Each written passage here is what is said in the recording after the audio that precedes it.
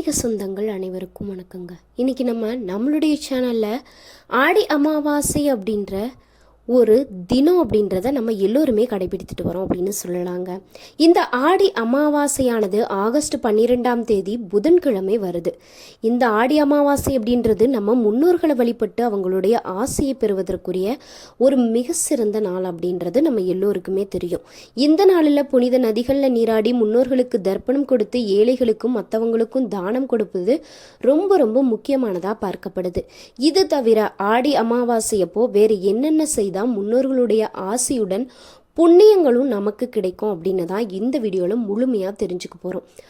இது மட்டும் இல்லாமல் இன்னொரு முக்கியமான விஷயம் என்னன்னு பார்த்தீங்கன்னா, நம்ம பித்ருக்களை வழிபடுறப்போ இந்த ஒரு தீபத்தை ஏற்றி நம்ம எந்த திசையில் ஏற்றணும், இந்த தீபத்தை ஏற்றுவதால் நமக்கு என்னென்ன நன்மைகள் கிடைக்கும், செல்வ வளம் பெருகும், பித்ரு தோஷம் நீங்கும் அப்படின்ற முக்கியமான தகவலை தான் இந்த வீடியோவில் தெரிஞ்சுக்க போகிறோம்.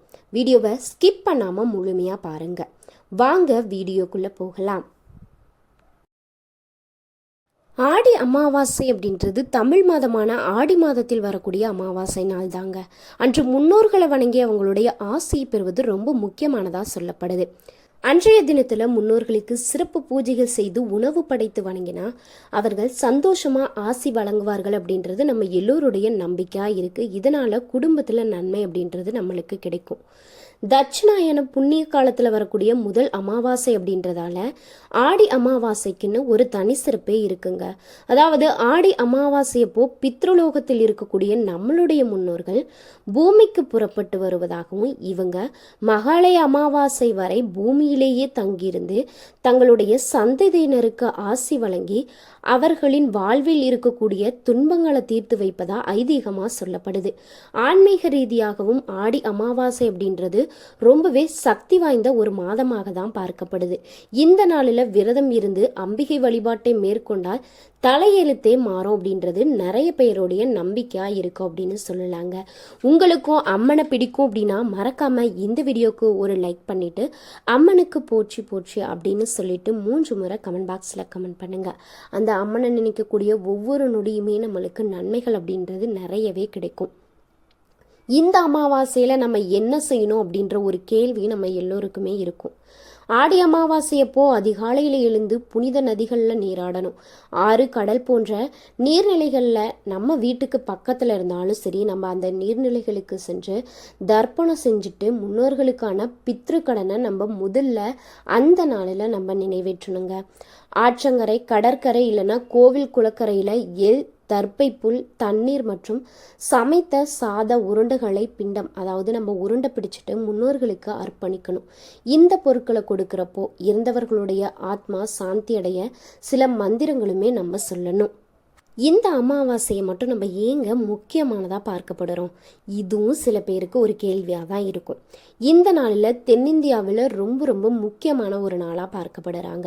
அன்றைய தினம் பித்ருலோகத்திலிருந்து பித்ரு தேவதைகள், அதாவது நம்மளுடைய முன்னோர்கள் தாங்க, பூமிக்கு வந்து நம்மளுடைய அதாவது அவங்களுடைய சந்ததியினரை ஆசிர்வதிப்பதாக நம்பப்படுது.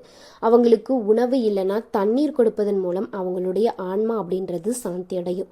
பொதுவாக அமாவாசை அப்படின்றது முன்னோர்களுக்கு உகந்த நாள் தான். மாதம் மாதம் வரக்கூடிய அமாவாசை நாளிலையுமே நம்ம முன்னோர்களை வழிபடலாம். ஆனால் முக்கியமாக 3 அமாவாசையானது ரொம்பவே முக்கியமாக பார்க்கப்படுது.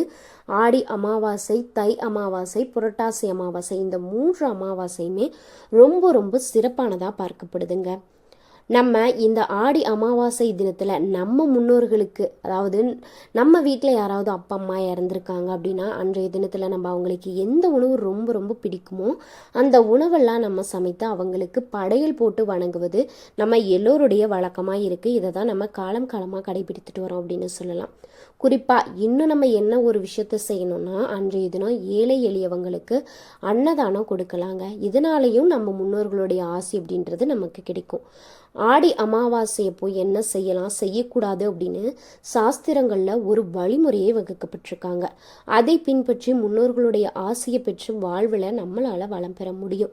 அன்றைய தினம் விரதம் இருந்து முன்னோர்களை நினைத்து தானம் செஞ்சோம் அப்படின்னா இன்னும் புண்ணியம் அப்படின்றது நம்மளுடைய வாழ்க்கையில் நமக்கு கிடைக்குங்க. வாழ்க்கையில் புண்ணியம் கிடைக்கும். இந்த புண்ணியம் அப்படின்னா இந்த புண்ணியம் செய்கிற நம்ம என்ன செய்யணுங்க அப்படின்ற ஒரு கேள்வியுமே எல்லோருக்கும் இருக்கும். முன்னோர்களுக்கு நம்ம பகல் நேரத்தில் படையலிட்டு வழிபடுறப்போ கண்டிப்பாக காகத்திற்குமே சாதம் வைக்கணுங்க. ஏழைகளுக்கும் மற்றவங்களுக்கும் உணவு, உடை, குடை, காலணி போன்றவற்றை நம்ம அன்றைய தினத்தில் தானம் கொடுக்கணும்.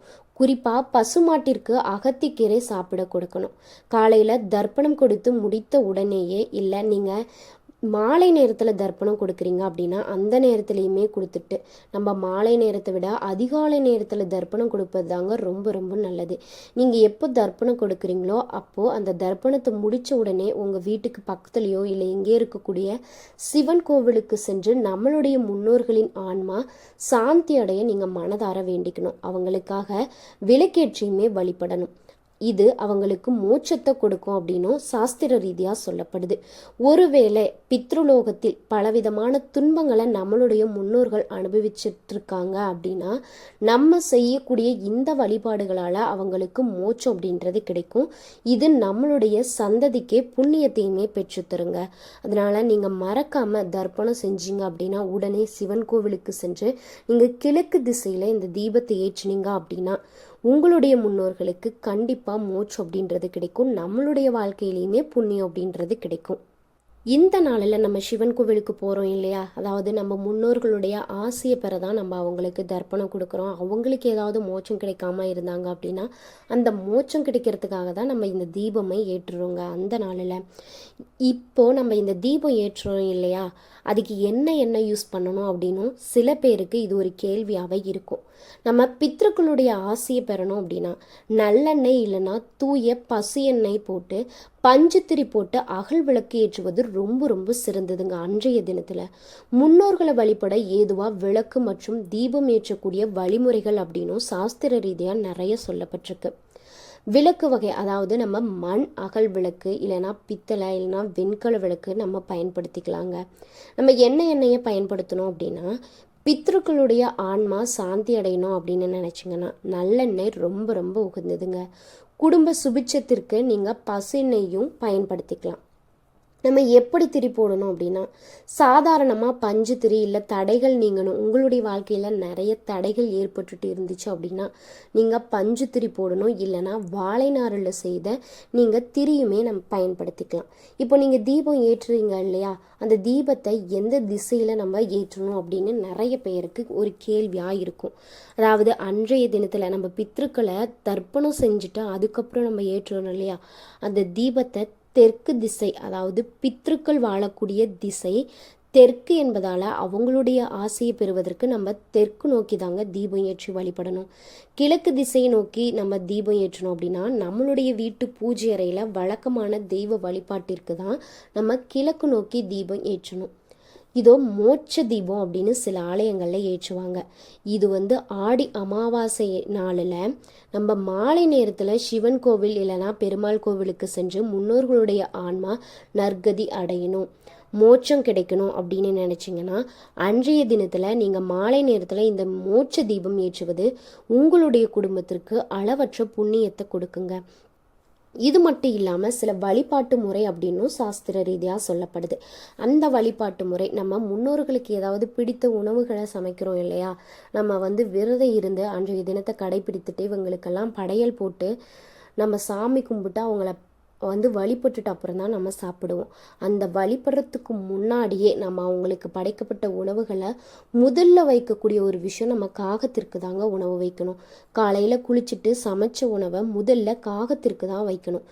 ஏன்னு கேட்டிங்கன்னா யமதர்மனுடைய வாகனம் மற்றும் பித்ருக்களுடைய வடிவமாக தான் இந்த காகம் அப்படின்றது இருக்குது. இதனால தான் நம்ம அன்றைய தினத்தில் நம்ம காகத்திற்கு முதல்ல சாதம் வைக்கணும் அப்படின்னு சொல்கிறாங்க. ஏன்னா அது நம்ம முன்னோர்களே இந்த படையலை ஏற்றுக்கொள்வதாக ஒரு ஐதீகமாக சொல்லப்படுது. பித்ரு படையல் எப்போ வைக்கணும் அப்படின்னா மதிய வேளையில் முன்னோர்களுக்கு பிடித்தமான உணவு, அவங்களுக்கு ஒரு புத்தாடை வாங்கி வைத்து அகல் விளக்கு ஏற்றி தூபம் காட்டி பித்ருக்களை மனதார வழிபடணுங்க. இந்த விஷயம் எல்லாம் நம்ம அமாவாசை தினத்தில் கடைபிடித்துட்டு வந்தோம் அப்படின்னா கண்டிப்பாக நம்மளுடைய வாழ்க்கையில் இருக்கக்கூடிய தடைகளாகட்டும், ஏதாவது கர்ம வினைகளாகட்டும், இல்லை நம்ம முன்னோர்களுக்கு மோட்சம் கிடைக்காம இருக்காங்க அப்படின்னா கண்டிப்பாக அவங்களுக்குமே மோட்சம் கிடைக்கும். உங்களுடைய வாழ்க்கையில் புண்ணியங்கள் அப்படின்றது கிடைக்குங்க. இன்றைக்கி நம்ம வீடியோவில் என்ன தெரிஞ்சுக்கிட்டோம் அப்படின்னா, ஆடி அமாவாசை தினத்தில் நம்ம முன்னோர்களுக்கு எப்படி தர்ப்பணம் கொடுக்கணும், என்ன அன்றைய தினத்தில் என்னென்ன விஷயங்களை செய்யணும், முக்கியமாக நம்மளுடைய முன்னோர்களுக்கு மோட்சம் கிடைக்க நம்ம அன்றைய தினத்தில் எந்த கோவிலுக்கு சென்று என்ன திரி போட்டு என்ன நெய் ஊற்றி விளக்கேற்றணும் அப்படின்றதான் இந்த வீடியோவில் முழுமையாக தெரிஞ்சிருப்போம். வீடியோ பிடிச்சிருந்தா மறக்காமல் லைக் பண்ணுங்கள், ஷேர் பண்ணுங்கள், கமெண்ட் பண்ணுங்கள். மறக்காமல் நம்மளுடைய சேனலை சப்ஸ்கிரைப் பண்ணிக்கோங்க. நன்றி நண்பர்களே.